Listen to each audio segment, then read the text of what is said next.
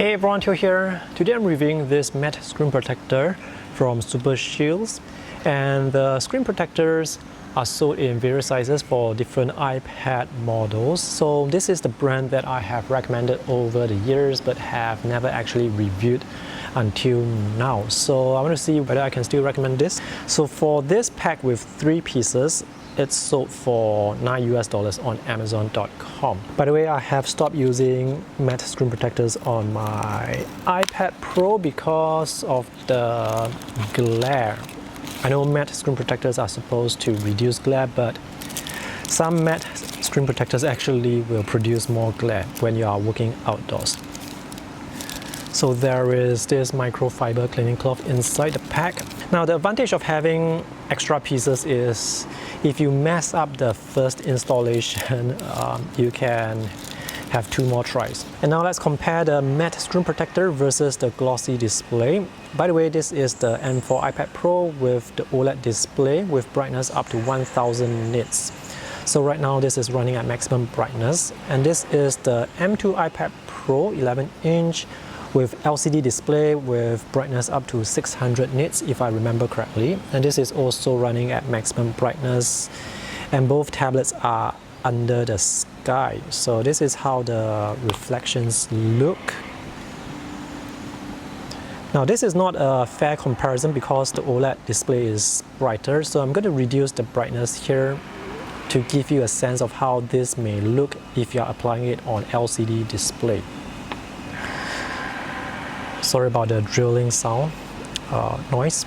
Yeah, so if your display is not that bright, the white haze caused by the diffuse reflection is going to affect contrast, and that's also going to affect the colors.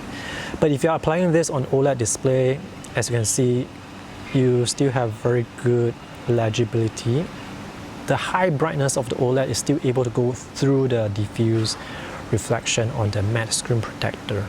Let me just reduce this again and open an artwork that I drew here on this table or the other table the other day.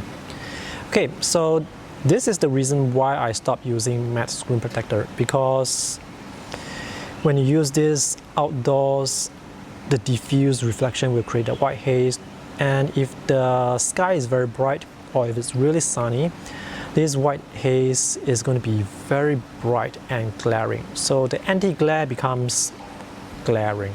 When the brightness is not that bright, the contrast is affected very obviously. Yeah. So this is the look you can expect if you apply the matte screen protector on LCD. If you apply it on OLED, it's going to look like this. And now let's go indoors.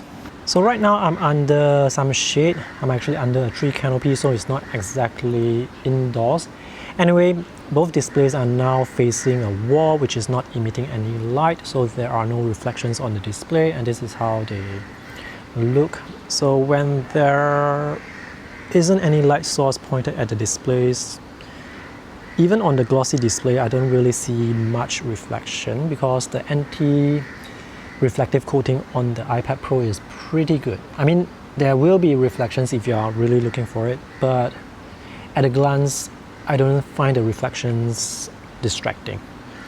And this is how it looks when there is this light source from my phone. Yeah. And on the matte screen protector, it's going to diffuse the light source. All matte screen protectors will introduce color noise or grain to affect the image quality of the display. And how much color noise there is will depend on how smooth or how rough the matte screen protector is.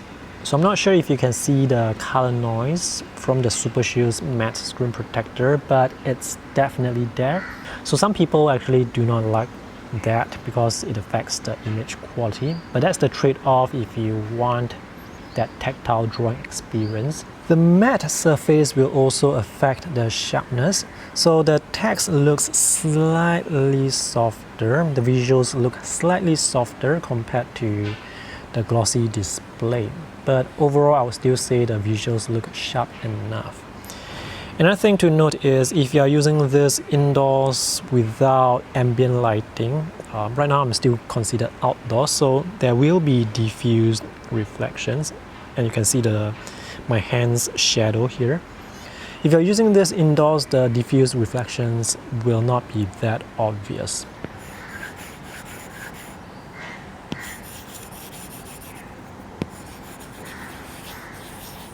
So when it comes to writing and drawing on this matte screen protector, the tactile experience is really nice. And another reason for using the matte screen protector is this non-glossy display is less likely to stick to your hand, so your hands can glide around more easily. Now this matte surface will wear off the Apple Pencil tip faster, but you can always buy third-party Apple Pencil tips at very affordable prices. Right, to conclude, is SuperShieldz worth the money? I would say yes, simply because of the very affordable price point. As for whether you need a matte screen protector, that's really down to personal preference. So after I see this, I would say I still prefer using a glossy display because I mean the anti-reflective coating on Apple iPad Pros is actually pretty good. So I can still use this outdoors without the glare, without the additional glare from the matte screen protector. But of course, without the matte surface, I will have to give up the tactile drawing experience. So I'm using this $2 silicone pen tip that I found on AliExpress for drawing. And the experience is not as good compared to drawing on matte surface because this is still silicone or rubber on glass. But it works. It does give me more control when drawing because this is not as slippery on the glossy surface compared to the plastic tip on glossy surface. So if you guys feel like buying this to try, consider using the Amazon affiliate links that I have for you in the video description below to support my YouTube channel and the work that I do here. See you guys in the next video. Bye!